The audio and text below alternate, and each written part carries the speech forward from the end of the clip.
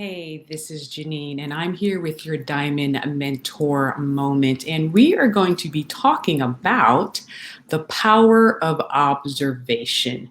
All right, let's get this up for you.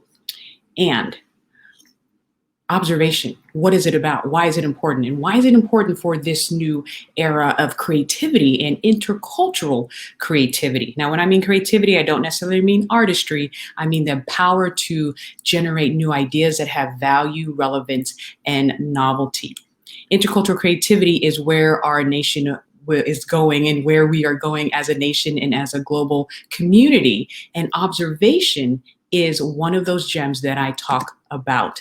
Now, the first thing to be mindful of is we're already at a deficit. As human beings, there's only so much that we can observe because of our physical limitations. On the visual spectrum, we can only see the colors of the rainbow. There's several, gamma rays and ultraviolet rays that we can't see. We don't have access to because of the limitations of our eyes. Even on the audio scale, there's sounds, high sounds that dogs can hear that we can't hear, or low sounds that other animals can hear that we can't hear. So we're already at a deficit. But are we further doling down our observational abilities? And what does that mean for our intercultural creativity?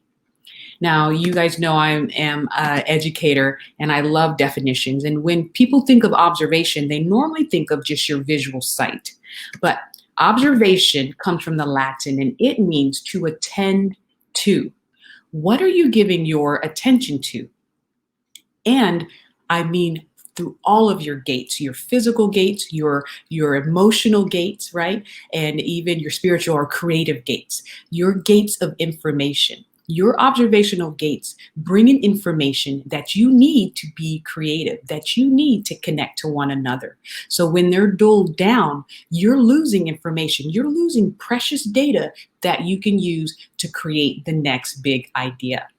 So when I say observation, I mean all of your senses on all of the levels. Now, remember when you were a child? I work with children and I actually have one in this house right now.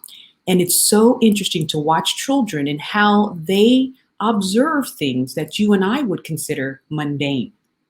Well, guess what? That is where the gold is. And that's why part of my training gets you back to your childlike observational skills and curiosity. Dr. Ruth Bernstein, who's a pioneer in the area of creative thinking, him and his wife, Michelle Ruth Bernstein, they said, the keenest observers make use of every kind of sensory information.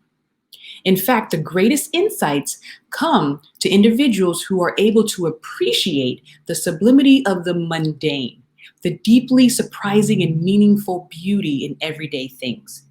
So part of my training that my company does here at CAFFE, when we train corporations and train teams on how to increase their creative thinking, but also their intercultural competence, observation is part of that training, and we do something called finding the messages in the mundane, where you have to get things that you see every day, like your pens and just things in your environment. I actually have a brain in my environment, but just things you see every day and look at it in a new way. This will train you to stop just recognizing things and observe them. Pay attention, because a lot of the best creative ideas come from things you've already seen. You're just seeing it in a new way. You're seeing it from a new perspective. And part of our training is about perspective shifting. But in order to perspective shift, you have to be able to first observe in a new way. So doing this in your home, doing this with your family is fun, of looking at something that you see every day that your brain just normally recognizes and dismisses, and stop dismissing it and engage with it in a new way.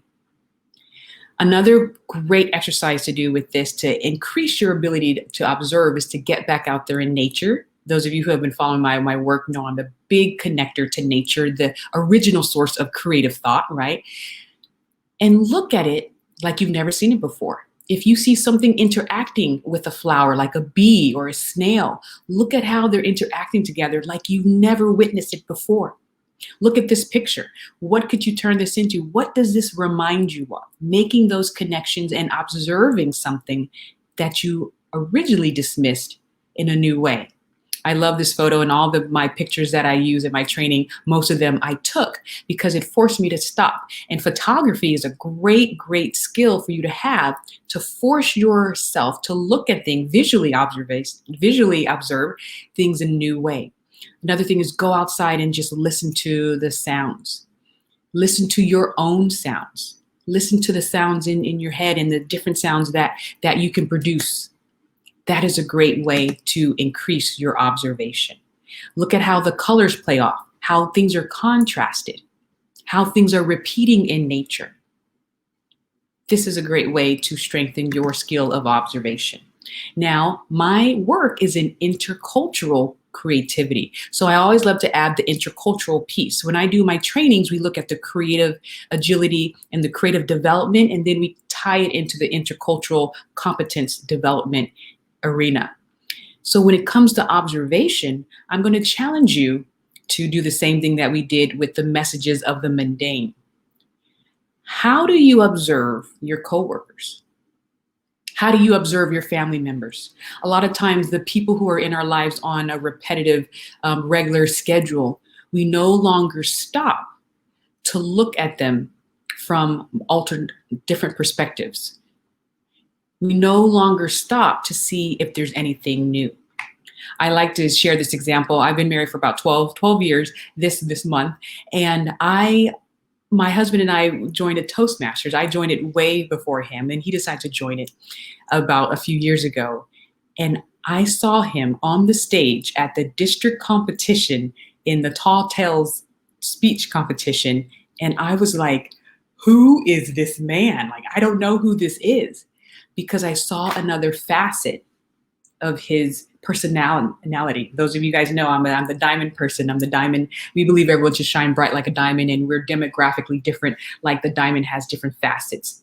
And so I saw another facet of my husband, and I looked at him in a new way, and it added to our creativity. It added to the way that we interacted. So just like you're observing items and just objects in your environment, are you really taking the time to observe all of your senses, all of your capabilities, people in your life? That increases your intercultural competence, which is your ability to act, to interact, to see complexities within people, and to be able to create and innovate.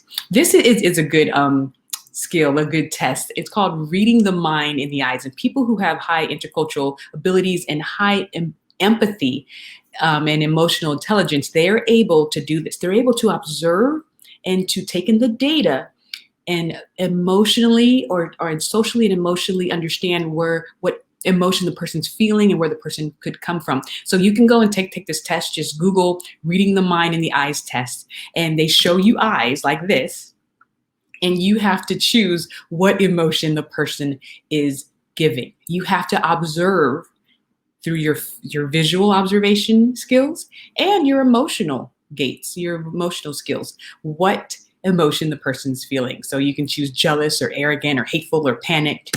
For this one, fantasizing, aghast, impatient, or alarmed. And this one, playful, comforting, irritated, or bored. They actually rate you on your ability to understand the emotion the person's feeling by you observing their eyes.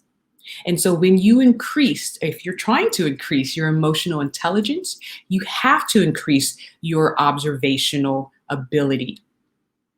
Be aware of that. That's an integral part of creative thinking and intercultural competence. And that's why we have at CAFFE Strategies it as an important part in our training in intercultural creativity. So that is my diamond mentor moment for you today. Don't forget, I'm working on the book right now, The 7 Gems of Intercultural Creativity, How to Connect, Create, and Innovate Across Cultural Lines. Our company has intensive, fun, engaging trainings for you and your team members if you're looking for leadership training, team building training, but of course, intercultural training, which we go over bias, mindset, and your whole gamut of psychological, creative skills and abilities that your people could enhance, feel free to reach out if you have any questions. And I thank you for joining me on today's Diamond Mentor Moment. We will see you next time. I'm changing the days to Wednesday soon in May, Wednesdays for our Diamond Mentor Moment. See you next time. Bye-bye.